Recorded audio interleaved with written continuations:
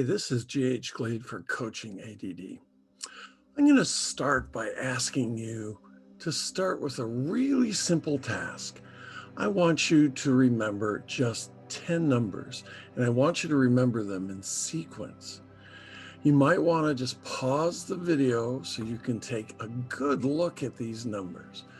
The numbers are 48260159943. And I'll give you a minute to just take a look, and you may want to pause the video. Well, if you pause the video, welcome back. If not, hey, glad you stayed with me. We're going to talk about chunking, a term that was derived from chess masters. Rather than struggling to remember the location of every individual pawn, bishop, and rook, the brains of the leading chess players group pieces into smaller numbers of meaningful chunks based on familiar patterns. If you watch the recent series, The Queen's Gambit, you realize that these people move really quickly, and that reflects reality. The higher the level of master, the quicker they make their moves.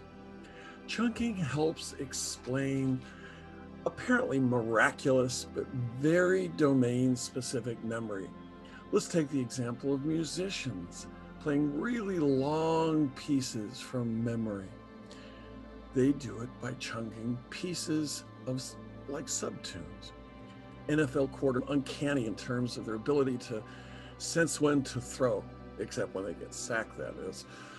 They're able to make these split-second decisions. And it might seem like they're just a little bit superhuman, but really they aren't. What they recognize are various patterns of alignment, body movements that tell them what's coming next before it happens. Outside of their sports context, these superhuman reflexes disappear, and we rely on chunking every day. And these are skills that we develop expertise with. Let's take those 10 numbers that I asked you to memorize. What were they? Can you remember? What if we group them into a very habitual chunk of information like a phone number? Suddenly those numbers are transformed into 482-601-5943, and we can remember that, unless we rely on our cell phone too much.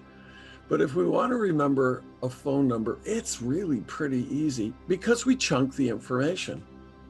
We remember them as small pieces of a larger whole. We apply the information, chunking them into memory, and thereby we can house a greater density of information for the memories we store. Now, you may want to remember something else, and that's when you see this little thumb floating up. You want to hit like if this is a useful video for you. And you may want to remember later on to share it with somebody who might find it useful. Is it a bad idea if you gave somebody the gift of a method of how to remember things better? Who might that be? I love it when people share the video because knowledge is meant to be shared. So let's go to another phase of memory, mnemonics. An acronym is a word or words formed by using the first letter of items that you want to remember. For example, let's remember the colors of the rainbow. An acoustic is a mnemonic device, taking that first letter of each item you want to remember and making a new memorable sentence or phrase. Red, orange, yellow, green, blue, violet, you could use the acronym Roy G. Biv.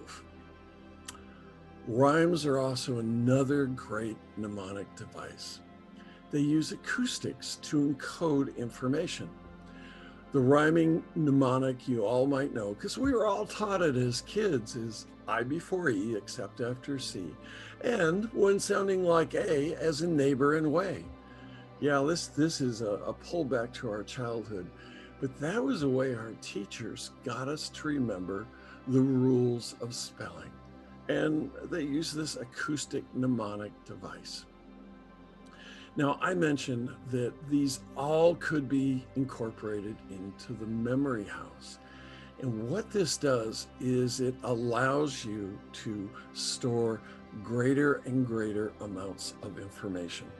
Instead of remembering the colors of the rainbow individually, you go to a spot in your dining room and there sitting before you is Roy G. Biv.